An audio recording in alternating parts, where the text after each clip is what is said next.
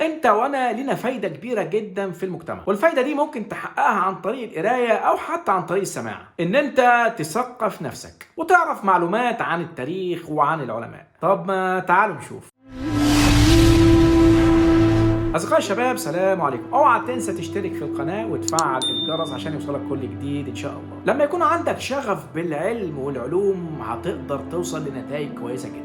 واحد مثلا بيحب العربيات وميكانيكا السيارات، بعد دراسته بيوصل ان ازاي العربيه بتمشي وازاي ان الموتور شغال. ده بيختلف كتير عن الشخص اللي بيسوق وبس. زي بالظبط ازاي احنا بنشوف. علينا النهارده هو اللي استنتج ازاي بنشوف، يعني كيفيه الابصار. ابو علي الحسن ابن الحسن ابن الهيثم، اكيد طبعا كتير مننا عارفين ابن الهيثم. اتولد في مدينة البصرة في العراق، والكلام ده كان سنة 354 هجرية 965 ميلادية. واللي ما يعرفش ابن الهيثم اقول لكم ان هو كان عالم بصريات من الدرجة الاولى، واللي هو استنتج انعكاس الضوء على الاجسام وبالتالي كيف نبصر. اهتم ابن الهيثم بدراسة كتير من العلوم، واول حاجة طبعا كعادة علماء العصر الذهبي الاسلامي اهتم بالفقه ودراسة الدين. بعد كده درس طب وهندسة وفلك، ده غير كمان علم الرياضيات. علمنا الجليل كان مهتم جدا بالترحال، وتقريبا كده كل علمائنا كانوا مهتمين بالترحال،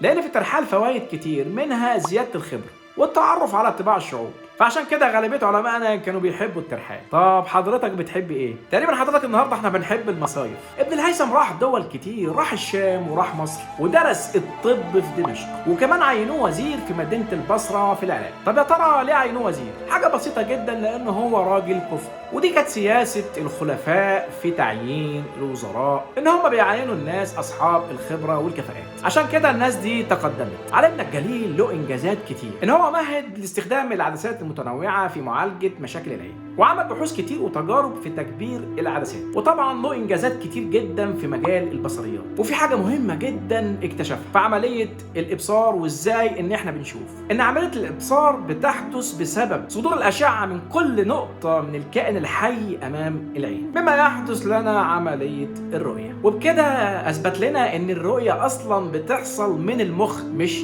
من العين. لا مش كده وبس، اشتغل علمنا الجليل في مجال الفيزياء وفي مجال الطبيعه كمان، وله انجازات كتير في الضوئيات. يا ريت نتعلم بقى. تعالوا نشوف مع بعض انجازات ابن الهيثم في مجال الطب. اول واحد قام بتسميه اجزاء العين. اجزاء العين كتير مننا عارفينها طبعا، اللي هي القرنيه والشبكيه والسائل الزجاجي والسائل المائي. وطبعا الكلام ده كله لحد النهارده بيدرس في جامعات دول الغرب، وطبعا في الجامعات بتاعتنا. علمنا الجليل له كمان انجازات في مجال الهندسه. بصراحه الناس دي كانت شغاله في كل حاجه، ان هو ربط بين الجبر والهندسه، وهو اول واحد اثبت نظريه الاعداد الاوليه، وكمان طور الهندسه التحليليه. ركز ابن الهيثم دراساته على نظريات ارسطو، وان هو كمان شرح كتير من نظرياته. علمنا الجليل اهتم بالفلك كمان، ان هو اول من انتقد فكره ان القمر بيعكس اشعه الشمس، وصحح الفكره دي وقال ان القمر بيعكس جزء من الضوء اللي بيجي على سطحه من اشعه الشمس. وكمان عمل مخطوط وسماه نماذج حركة الكواكب السبعة. علمنا الجليل له مؤلفات كتير، يقال انها حوالي 90 مؤلف، كتاب البصريات وكتاب في علم الفلك وكتاب في علم الضوء،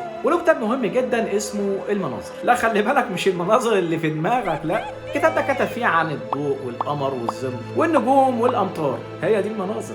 مش بقولك الناس دي كانت غاوية علم، امال احنا فين؟ وكمان عمل كتابين في الطب، عبقري في ثوب الجنون. في يوم من الايام اقترح علمنا الجليل على حاكم مصر اقتراح عبقري، اقترح بتنظيم تدفق المياه الى نهر النيل. الحاكم بعت له على طول، وزي ما احنا عارفين عادة حكام العصر الذهبي الاسلامي ان هم بيقدروا العلم والعلماء. على طول كده اتكون فريق هندسي وكان برئاسة علمنا الجليل ابن الهيثم. اجتهد ابن الهيثم والفريق اللي معاه بتنفيذ الفكرة، لكن مع الأسف المحاولة باءت بالفشل. طب يا ترى الحاكم عمل فيه ايه؟ سجنه مثلا، او قال له انت ما تنفعش تكون مهندس، او انت مثلا عالم فاشل؟ لا بالعكس، ده عينه في منصب إداري كمان. وبعد مشوار طويل من البحث والتجارب العلمية والتنقل والترحال، وصل ابن الهيثم لسن 76 سنة، توفاه الله في هذا العمر. والكلام ده كان سنة 430 هجريا 1039 ميلاديا في مدينة القاهرة. رحم الله علمنا الجليل. أصدقائي الشباب، اوعى تنسى تشترك في القناة وتفعل الجرس عشان يوصلك كل جديد إن شاء الله، وسلام عليكم.